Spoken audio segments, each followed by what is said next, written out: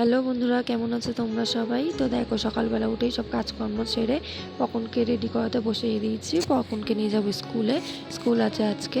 তো পকনকে রেডি করানোই একটা অনেক বড় কাজ, কারণ ও খুব জ্বালাতন করে এদিক ওদিক ছোটাছুটি করে। ওকে একভাবে বসে আমি কোনো কাজ করতেই পারি না। তো দেখো, আমি ওকে রেডি করাচ্ছি কিন্তু ওর মুখ অনবরত চলেই যাচ্ছে। ও কিন্তু স্টপ নেই, একটা সময়ও স্টপ থাকে না। ওর হাত পা মুখ সবসময়ই চলতে থাকে। আর এদিকে দেখো, তোমাদের দাদাভাই ঘুমাচ্ছে ওপরে, ওকে আর ডাকবো না।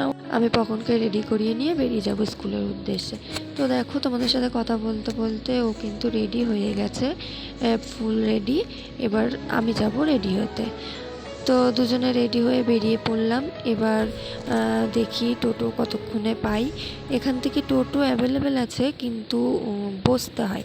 পুরো ফুল প্যাসেঞ্জার না হলে, মানে টোটো ভর্তি না হলে টোটো ছাড়ে না। তো আজকে কপালটা ভালো ছিল, তাড়াতাড়ি পেয়ে গেছিলাম টোটো।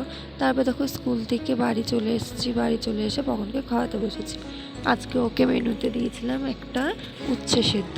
এইটা কিন্তু বাচ্চাদের খাওয়া খুব জরুরি। যাই হোক, আর ছিল মাংস।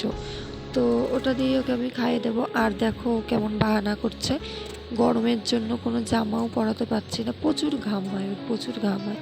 তো দেখো, উচ্ছে দিয়ে সিদ্ধ দিয়ে খাওয়ানো হয়ে গেছে। তারপরে আমি মাংস দিয়ে নিয়ে বসেছিলাম। আর এদিকে কখন কাজ ছিল, কেন বলো তো? ফোন দেখবে। খেতে বসে ফোন দেখাটা না খুব বদ অভ্যাস। আমি ওটা ওকে ওই অভ্যাসটা আমি করতে দিতে চাই না বলে ফোনটা দিইনি। তো যাই হোক, পকনকে খাওয়ানো হয়ে গেছে, আমাদেরও খাওয়া কমপ্লিট হয়ে গেছে। এবার দেখো, এখানে কয়েকটা বাসন রয়েছে, আমি এটা মেজে নেব। মেজে নিয়ে তারপরে একটু রেস্ট নেব। আর এখানে একে দেখো, এ সব সময় এখানে বসে থাকে, জানো তো? ঠিক আমাদের খাওয়ার টাইমটাও জানে। তারপরে একটু একটু ফাঁকে পকন একটু ঘুমিয়ে নিয়েছিল, আমার আর শোয়া হয়নি। তো পকনকে রেডি করে আবার নিয়ে চলে এসেছিলাম আমাদের এই বাড়ি। আজকে এই বাড়িতেই পড়াবে, কারণ ওর পাপা বাড়ি আছে। তো পড়ুক ওরা, বাই।